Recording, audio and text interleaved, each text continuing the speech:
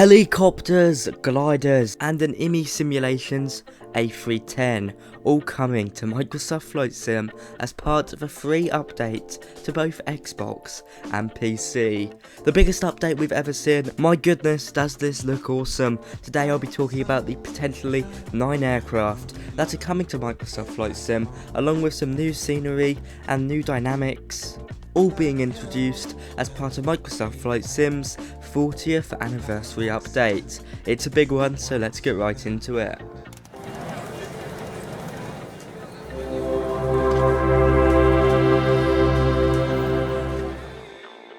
As you can see on the trailer behind you, in today's video, I'm talking about the Microsoft Flight Sim 40th Anniversary Edition update. Now this is poised to be the biggest update I've ever seen for any flight simulator, of course coming to both Xbox, PC and the cloud. This post was released on the Flight Simulator website about 19 hours ago, so it's pretty breaking news, it's pretty new news, and of course, some of you, well, for the first time you'll be hearing it here. I'm going to delve right into the aircraft. So as part of this free update, we'll be getting a variety of awesome aircraft, from inbuilt helicopters to gliders. Of course that brings along a new sort of dynamic into the sim as well, because now the sim has got to sort those out natively, so we're not going to be relying on Air Manager or anything like that now. These are going to be native helicopters and gliders. But let's start with the list, shall we? First off, we've got the Wright Flyer. This needs no explanation, of course. It was the first heavier than air aircraft to fly by the Wright brothers in, of course, the United States of America in the early 20th century. Followed by that, we've got the Ryan NYP, or the Spirit of St. Louis. This is a rather unique aircraft, flown by Charles Lindbergh in the early 20th century as well, from the USA to Paris. I believe it was in 1931, but I might be wrong there. This of course was the first aircraft to fly transatlantic, non-stop. It was custom built, loosely based off another aircraft, the Ryan M2 Aeroplane.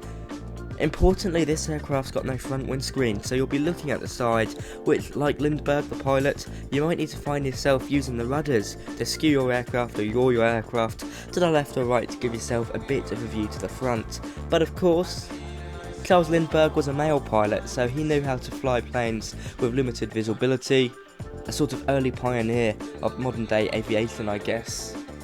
Next up, we've got the Douglas DC-3. Now this was an aircraft that saw extensive use in World War II by both the Americans and British and other Commonwealth and Allies air forces. It was seen in Flight Sim X, it was a great plane on there, and I do believe this will be worked on by Aeroplane Heaven.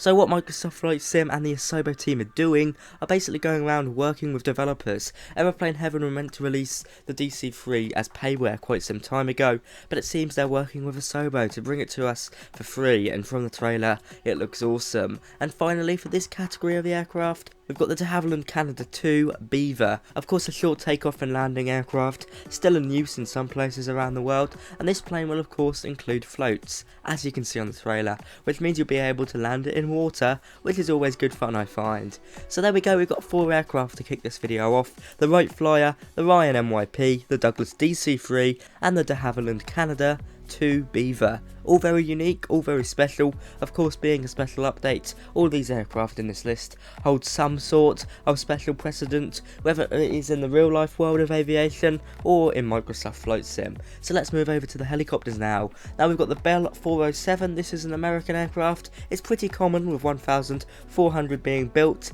and on the video you see it's being used on oil rigs, helipads on buildings, etc. So this means Asobo will certainly be working on rigid landing platforms for helicopters, which we haven't seen too much of before, even with the release of the Volocopter.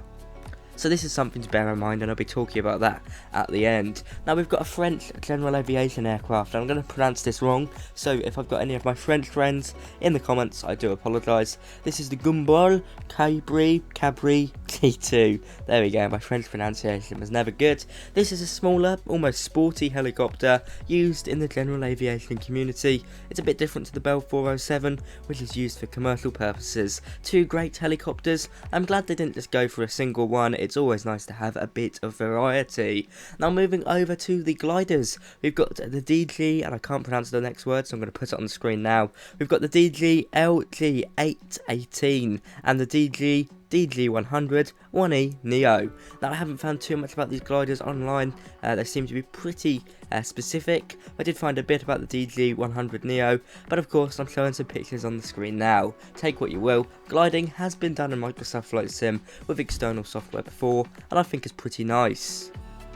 But I'm sure Microsoft Flight Sim and the Asobo team integrating a native gliding model could be a really good job. I'm very excited to see how it goes. And finally, it's the big one, it's the IniSimulations A310, a study level airliner that will be coming to Microsoft Flight Sim for 100% free. Have we seen it before in this manner? No, we have not. I cannot recall a sim where we've been given a study level airliner for free by a sophisticated developer, by of course IniSimulations. I think is absolutely incredible, and it certainly put a smile on my face when I saw it, and I'm sure if you're watching this you probably got a bit of a smile on your face as well. It is really good news, and of course I've spoken about Aeroplane Heaven and IniSimulations in this video, but they're also working with Military Viz, Milviz and Blue Mesh, who I imagine would be working on the gliders or helicopters. This is showing how willing Microsoft and the Asobo team are to working with external developers. I do feel like with games sometimes developers do shy away from working with external developers,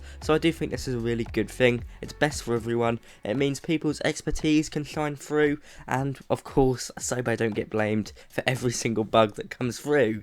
Jokes aside, this is something really special, very fitting for the 40th anniversary of the Microsoft Flight Sim franchise. 40 years, that's over double the age of me. It's just incredible. It really is an incredible thought, and I know we've got some people in the comments that have been playing Flight Simulator since it first came out, so it's a very special time to be a flight simmer, and some great news. Now this will be coming to Xbox and PC. On top of that, some legacy airports will be coming that have been special in previous Flight Sim installments. I imagine that's going to be Chicago Meigs Field, which of course is the one that was turned into a park almost overnight. So yes, it's certainly very exciting, and the fact we've got helicopters and gliders coming over means there has to be some native flight model for that. So you might see an overhaul of some parts of the flight model in general. It's a very exciting time. There we have it guys, you can read the post I've gone off to get this description down below.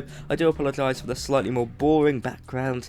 I just haven't of course had much footage or time to make much footage, so I do apologise.